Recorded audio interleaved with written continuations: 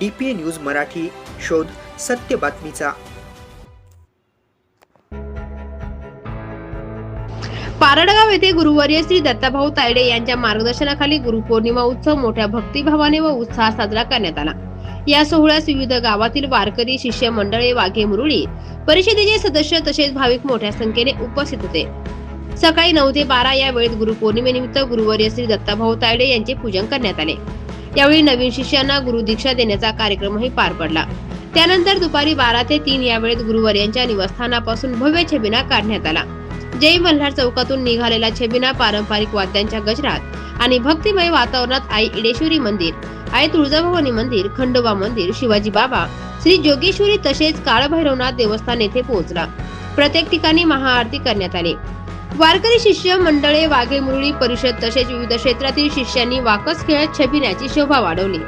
दुपारी 3 ते 5 या वेळेस सर्व शिष्य मंडळे व भाविकांसाठी महाप्रसादाचे आयोजन करण्यात आले। मोठ्या संख्येने उपस्थितांची महाप्रसादाचा लाभ घेतला। रात्री 9 ते 12 या वेळेत जागरण गोंधळाचा धार्मिक कार्यक्रम पार पडला। या कार्यक्रमालाही परिसरातील अनेक गावातील शिष्य मंडळे व भाविकांनी उत्स्फूर्त उपस्थिती लावली।